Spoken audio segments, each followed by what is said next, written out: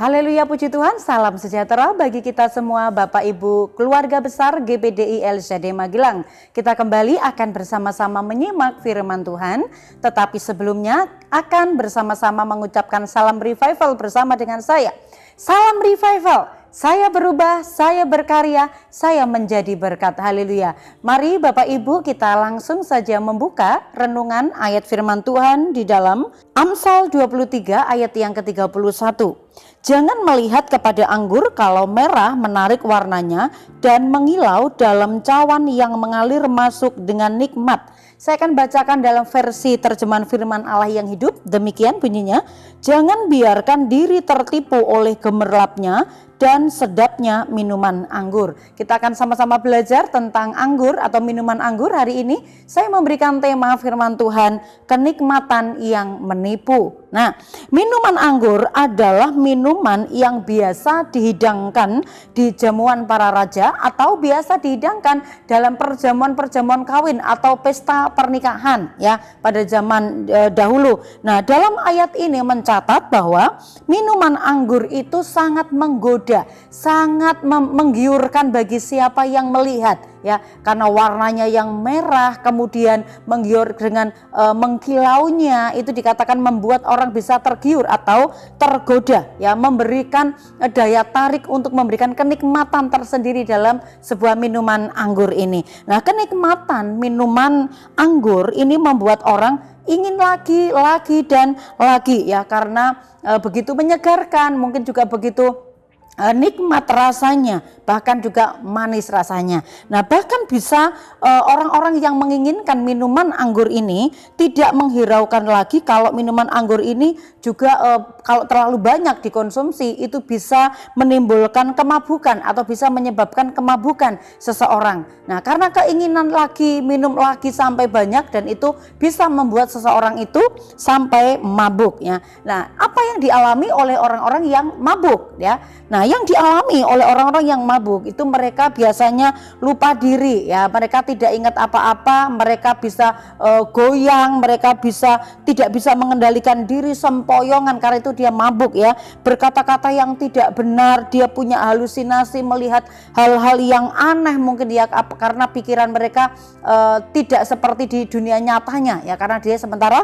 mabuk. Nah, terpesona dengan nikmatnya minuman anggur ini bisa menjerumuskan seseorang kepada kemabukan ya, kemabukan. Dan kalau seseorang itu mabuk, ia akan lupa diri, dia tidak sadar sebagaimana dirinya ada, tetapi yang ada dalam pikirannya adalah pikiran-pikiran yang aneh, halusinasi, pikiran-pikiran yang berbeda seperti pada waktu dia sewaktu sadar ya. Nah, mabuk karena minuman keras ini tentu saja dapat merusakkan kesehatan kita ya, kalau sampai terus-terusan mabuk-mabukan ya.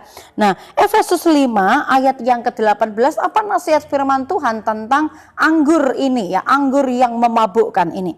Efesus 5 ayat yang ke-18 firman Tuhan berkata, dan janganlah kamu mabuk oleh anggur, karena anggur menimbulkan hawa nafsu, tetapi hendaklah kamu penuh dengan roh.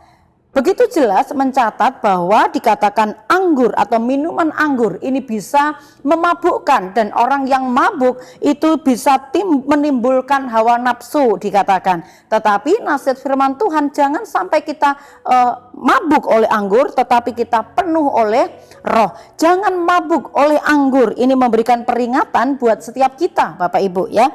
Kenikmatan anggur yang memabukkan ini adalah merupakan gambaran tentang kenikmatan dunia ya, keindahan, gemerlapan dunia, keindahan dunia yang bisa memabukkan seseorang, yang bisa orang lupa akan segalanya karena keinginan-keinginan tentang dunia, keinginan-keinginan dunia yang memabukkan ya. Nah, kenikmatan dunia, gemerlapan dan keindahan yang ada di dalamnya ini bisa menarik perhatian semua orang untuk dapat menikmatinya.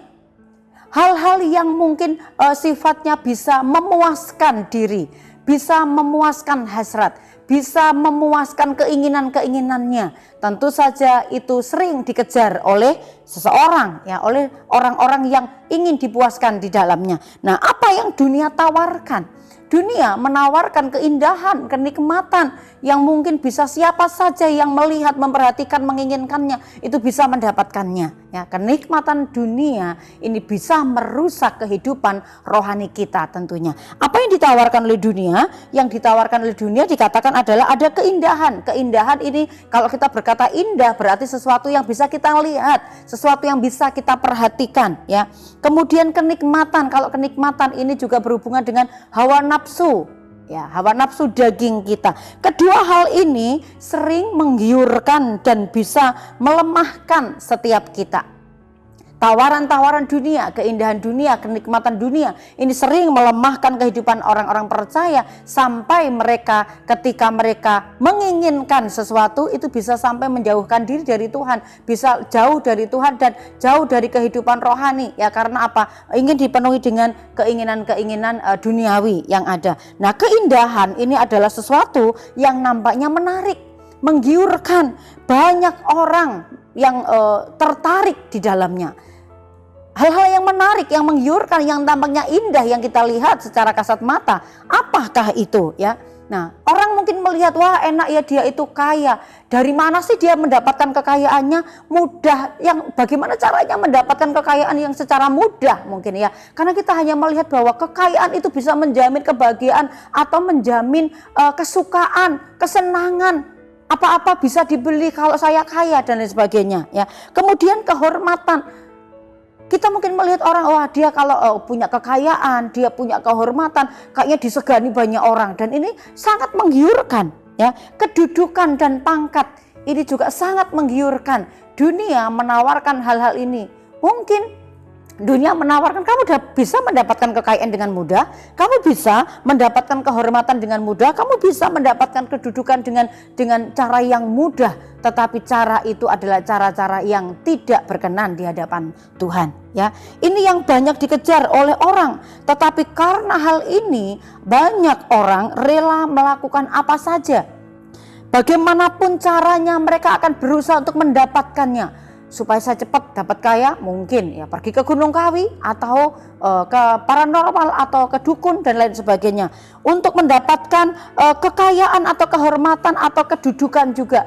Mungkin mereka menggunakan cara-cara yang tidak disukai oleh Tuhan, dan ini menggiurkan karena apa? Mata melihat sesuatu itu sepertinya indah, ya. Bahkan sampai melakukan kejahatan-kejahatan sekalipun demi meraih kehormatan, kekayaan atau kedudukan, ya. Sehingga dia dilupakan, dibutakan oleh keindahan-keindahan yang dunia tawarkan itu. Kemudian yang kedua yang ditawarkan, kalau tadi keindahan, yang kedua adalah kenikmatan. Ini berbicara tentang hawa nafsu dunia, ya. Hawa nafsu dunia, segala sesuatu yang dilakukan hanya untuk memuaskan dirinya. Secara daging, kedagingan ini banyak hal.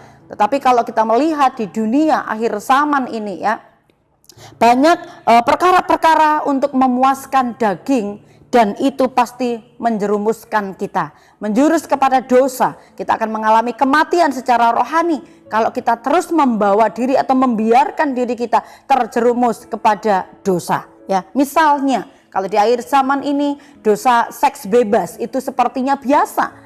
Tetapi kalau kita lihat hal-hal yang demikian itu bisa menjerumuskan kita, membawa kita kepada kematian kekal karena kita terikat oleh dosa, ya. Kita akan mengalami kematian atas dosa yang terus-menerus kita membiarkan diri. Tetapi kalau kita penuh dengan roh, maka hidup kita akan dipimpin oleh roh. 1 Yohanes pasal 2 ayat 16. Sebab semua yang ada di dalam dunia, yaitu keinginan daging dan keinginan mata, serta keangkuhan hidup, bukanlah berasal dari Bapa, melainkan dari dunia. Kita belajar apa yang berasal dari Bapa, apa yang berasal dari dunia. Jangan sampai kita melihat hanya indahnya, jangan sampai kita hanya melihat nikmatnya secara kebutuhan kita, keinginan mata kita, tetapi akhirnya akan membawa kepada kematian kekal di neraka, ya. Itu sebabnya kalau ujung dari kenikmatan dunia itu adalah memang kematian. kematian secara rohani maupun kematian kekal dan menjadi musuhnya Allah. Itu sebabnya kalau kita masih tinggal di dunia, memang kita menghadapi tantangan-tantangan yang bisa membuat kita jauh dari Tuhan, karena iblis berusaha menjauhkan kita dari Tuhan. Tetapi jangan biarkan dirimu tertipu dengan gemerlapnya dunia. Keindahan dan kenikmatan dunia sifatnya sementara, tetapi kita mau memilih keindahan sorga, keindahan-keindahan dari Allah yang akan membawa kita kepada kekekalan. Dalam 1 Yohanes 2 ayat yang ke-17, dan dunia ini sedang lenyap dengan keinginannya, tetapi orang yang melakukan kehendak Allah tetap hidup selama-lamanya. Karena itu Bapak Ibu, waspadalah dengan segala godaan yang dunia tawarkan, tetapi kita mau tetap berpegang teguh kepada firman Tuhan supaya kita tidak mudah tertipu dengan keindahan maupun kenikmatan dunia ini. Mari kita terus berjaga di dalam firman Tuhan, berjaga dalam doa untuk kita lebih dekat kepada Tuhan, supaya sekalipun ada godaan-godaan yang berusaha menipu kita, tapi kita tidak tertipu karena kita penuh dengan firman, penuh dengan roh yang akan senantiasa melindungi kita dari godaan-godaan dunia ini. Puji Tuhan, mari kita akan terus bersyukur kepada Tuhan. Terima kasih Bapak Ibu boleh terus mengalami berkat-berkat Tuhan melalui Renungan 79 setiap hari.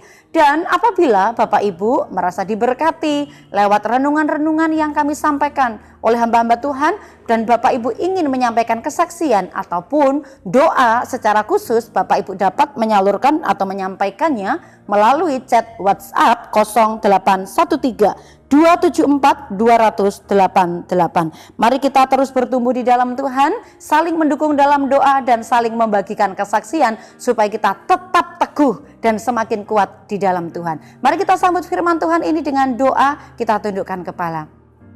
Terima kasih Tuhan buat penyertaan Tuhan, buat peringatan-peringatan Tuhan, agar kami tidak mudah tergoda oleh tipu daya dunia ini dengan hal-hal yang menarik. Keindahan, kenikmatan dunia itu hanya akan membuat kami jauh daripada Tuhan. Oleh sebab itu tolong kami, umat-umat-Mu keluarga GPDI El Shaddai, agar kami mencintai firman Tuhan dan kami tidak mudah dengan tipu daya dan muslihat dunia ini yang berusaha menarik kami dari hadirat Tuhan. Terima kasih Tuhan. Ya Tuhan, tolonglah umat-umat-Mu GPDI El Shaddai dapat saling menerima satu dengan yang lain, sama seperti Kristus juga menerima kami umat-umat-Mu untuk kemuliaan Allah. Kami bersyukur terima firman Tuhan ini dengan sukacita di dalam nama Tuhan Yesus Kristus. Haleluya.